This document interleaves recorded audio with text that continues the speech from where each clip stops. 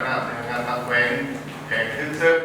กองประชุมของคณะบริหารงานพรรคแขวงบ่อแก้วประจำไตรมาส1และทิศทางแผนการประจำไตรมาส2ปี2026ได้ไขขึ้นในตอนเช้าของวันที่6เมษายนนี้ที่ห้องว่าการแขวงโดยการเป็นประธานของสหายพลจัตวาแป้นคำบุตรจันทร์แพงกรรมการศูนย์กลางพรรคเลขาคณะบริหารงานพรรคแขวงบ่อแก้ว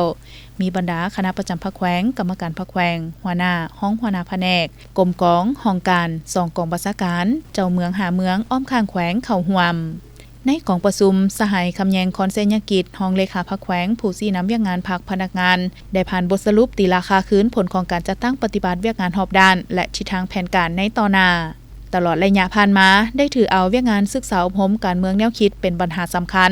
โดยถือเอาหาหลักการ3ทิศน้ำเข้าในการก่อสร้างพรรคพนักงานเฮ็ดให้พนักงานสมาชิกพรรครัฐกรมีความหนักแน่นทางด้านการจัดตั้งเข้มแข็งทางด้านการนำพาตาม7หน้าที่11สิทธิ์ของพรรควางออก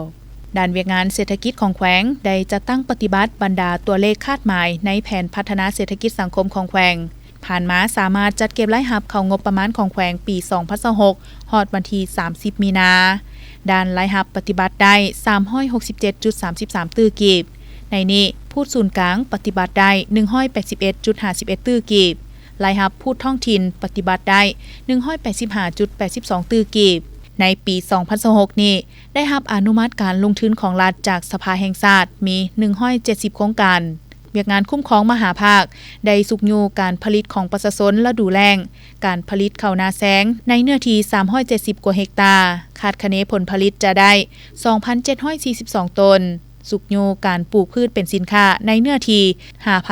5,642 เฮกตาร์เวียกงานพัฒนาชนบทและแก้ไขความทุกข์ยากได้สุมใส่แก้ไขความทุกข์ยากของประชาชนโดยถือเอาครอบครัวเพื่อเฮ็ดให้เศรษฐกิจของประชาชนมีทางขยายตัวดีขึ้นด้านเวียกงานอุตสาหกรรมการค้าได้คุ้มครองราคาและค่าบริการในการลงติดตามราคาสินค้าในท้องตลาดตามนโยบายราคาเดียวเห็นว่าราคาบางชนิดมีท่าเอียงเพิ่มขึ้นตามอัตราแลกเปลี่ยนของเงินตราสร้างสิ่งอำนวยความสะดวกเพื่อดึงดูดการลงทุนภายในและต่างประเทศเข้าในการพัฒนาด้านอุตสาหกรรมปรุงแต่งและหัตถกรรมมูลค่าผลิตภัณฑ์ปฏิบัติได้80กว่าตื้อกีบเทียบใส่ปีผ่านมาเพิ่มขึ้น73หัวหน่วยมูลค่าจราจรสินค้าปฏิบัติได้ 0.30 ตื้อกีบมูลค่าสินค้าส่งออกปฏิบัติได้15กว่าส่วนห้อยมูลค่านำเข้าปฏิบัติได้